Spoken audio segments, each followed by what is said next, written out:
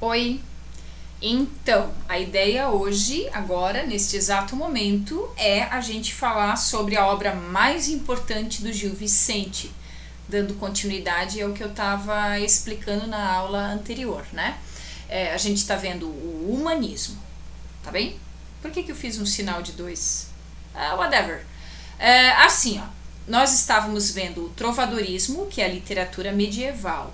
Depois nós fomos para o humanismo. Esse humanismo é uma fase de transição entre o trovadorismo e o renascimento que já está apontando no horizonte.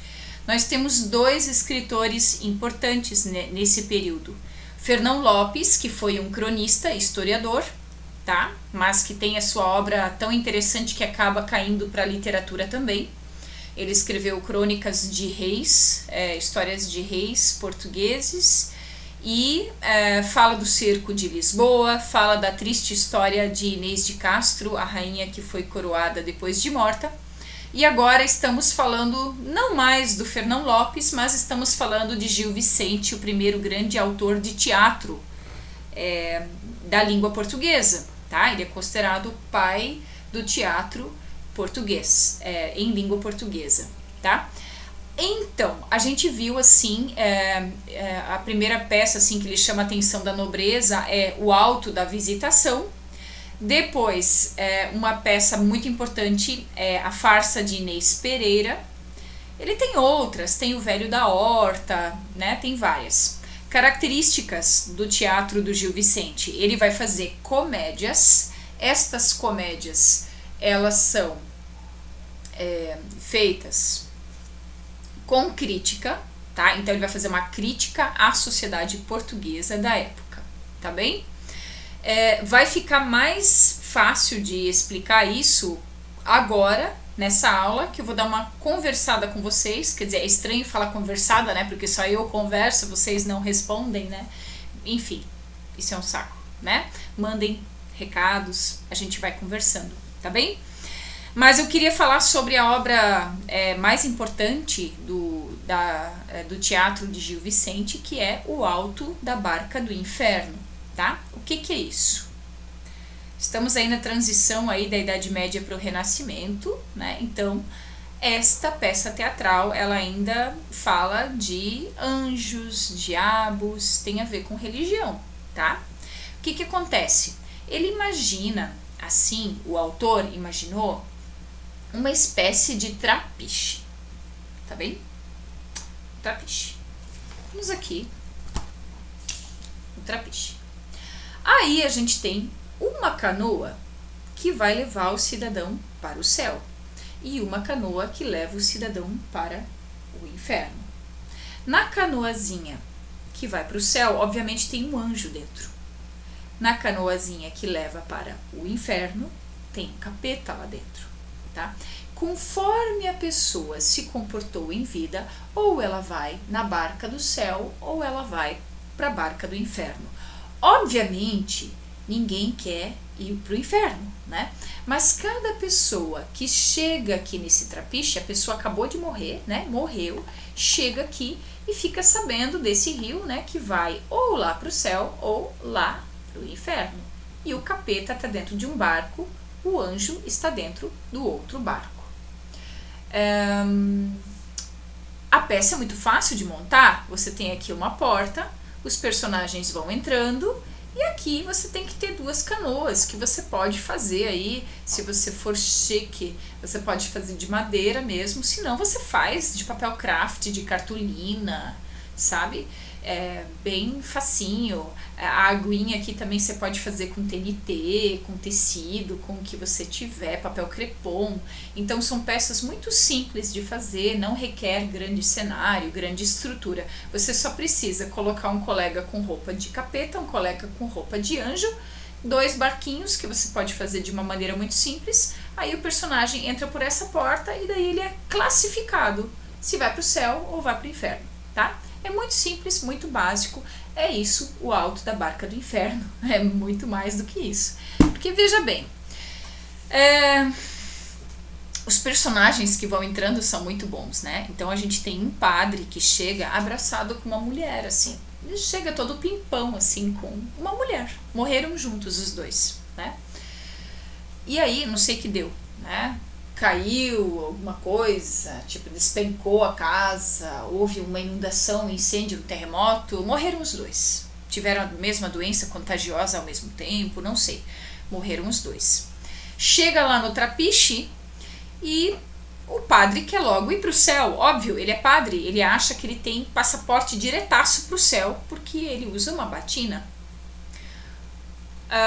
O anjo fica espantado com aquela mulher ali e pergunta: essa mulher aí é sua? E o padre olha e fala: olha, sempre considerei que ela fosse minha, né? E o anjo: e pode isso lá na terra? Um sacerdote assim, pode isso? E ele fala: olha, meu amigo, lá na terra se faz coisa muito pior do que isso. Como se não fosse nada. E o anjo fala: não, desculpa, mas você não vai entrar aqui. Você vai ter que ir pro inferno. E ele: como? Ninguém respeita a minha batina? Qual que é? Ninguém respeita a minha batina mais? Não respeita? Não tem jeito. Ele, por mais que argumente, ele tem que ir para o barco do capeta. Falando nisso, só um minutinho.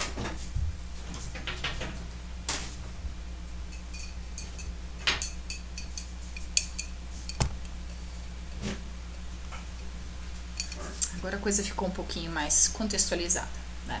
Cara, eu não tenho capeta. Que coisa, né? Mas assim, anjinho eu tenho. Enfim, o anjinho fala não. Não se embarca a tirania neste batel divinal. Batel, canoa, né?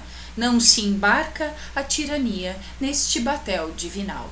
Então o cara tem que pegar e ir direitinho com o capeta. O outro personagem que entra é um comerciante muito rico que ficava explorando o povo. Inferno. O outro cara que chega é... eu quero lembrar de outro ainda, antes de falar do parvo. É um homem muito rico que chega. Ele é muito, muito, muito, muito rico e também muito religioso. Todo domingo ele vai para a igreja. Todo domingo ele está na igreja. E aí ele acha: não, gente, todo domingo eu tô na igreja, então eu vou pro céu, eu vou no barco do anjo, tá? Só que o anjo fala: não, cara, você não vai, porque você durante o domingo, aos domingos você ia pra igreja, mas durante a semana você traía a sua esposa. Você era um péssimo patrão, explorava os seus empregados. Você era uma pessoa horrível, tá? Você era uma péssima pessoa. Não adianta domingo você ir pra igreja. Aí o cara fala: não, mas espera aí, eu paguei, eu deixei pago na igreja para rezar em várias missas pela minha alma, isso não conta? O anjo falou: isso aí, desculpa, não é o suficiente. Mas a minha mulher tá lá rezando pela minha alma. Bom, nesse momento o diabo, que é muito debochado, dá uma gargalhada enorme e fala: tua mulher? Tua mulher não tá rezando pela tua alma, tua mulher está na cama com outro já. Bom, depois disso o cara não tem remédio a não ser entrar no barquinho do capeta, né? Mas o capeta fala: nós não vamos partir ainda, porque tem mais gente que vai chegando. E assim vão chegando outras pessoas. Você repara que o Gil Vicente, ele tá fazendo a peça contando assim não tem muita graça, tá? Mas se você for assistir, ela é muito engraçada. E as pessoas, assim, elas riem, mas ao mesmo tempo você tem ali a crítica ao padre que não faz direito o seu trabalho, que não é verdadeiramente cristão, a crítica ao sujeito que é o falso religioso, que na verdade trai a esposa e é corrupto. Você tem a crítica a tudo quanto é tipo de figura que existia lá em Portugal naquela época, em 1400 e alguma coisa, e vamos combinar que ainda existe, né? Então a peça é muito atual. E o personagem mais engraçado de todos é o Parvo. O Parvo, o que é Parvo? Parvo é um cara burro, né? O Parvo, ele é muito burro, ele é um cara do povão, ignorante, e ele chega assim, né? Faz de conta que esse aqui é o Parvo. O Parvo chega e fala pro capeta: cara, eu não tenho parvo nem capeta, como é que faz, né? Assim, ó.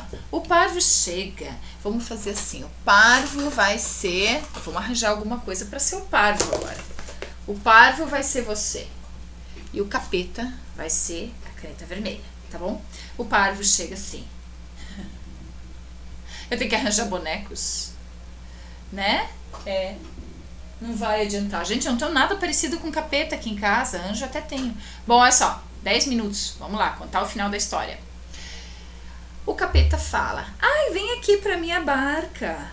E ele: ai, é legal a minha barca. Sabe sua barca? Sim, essa barca é muito legal. Ah, que bacana. E essa barca vai para um lugar legal? Sim, vai para um lugar bem legal. Ele: ah, que legal então. Aí ele entra no barco do capeta e de repente ele começa a reparar, porque ele é burro, mas aos poucos ele vai reparando. Pé de bode, o cheirinho de enxofre, a cara assustadora e aqueles chifres. E aí o parvo pula pra trás e fala: mas você é o capeta! Agora ficou com sotaque nordestino, né? Esse parvo: você é o capeta! Aí ele começa a xingar o diabo.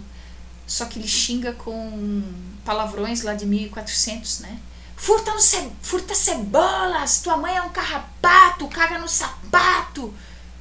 Tua mãe é um carrapato, caga no sapato. Furta cebolas. O resto dos palavrões eu não sei, mas é uma lista desse tamanho de xingamentos, né? Que o parvo xinga o capeta. Aí nessa hora o anjo se intromete e fala que o parvo, apesar de ser uma pessoa bastante simplória, ignorante, meio bobona mesmo, já estava quase indo embora com o capeta, aí começa a xingar o capeta. O anjo fala: bom, você, apesar de não ter tido muita educação e não ser muito inteligente, você sempre foi uma boa pessoa em vida, então você pode ir para o céu. Aí o parvo vai para o céu, tá? E assim acontece essa peça, sempre personagens vão entrando e conforme eles foram em vida, eles vão ou para o céu ou para o inferno, tá? Existem muitas adaptações que são feitas dessa peça. Essa peça até hoje ela é representada do jeito que ela é, tanto lá em Portugal quanto aqui no Brasil, e muitas vezes eles vão lá e adaptam essa peça para os dias atuais.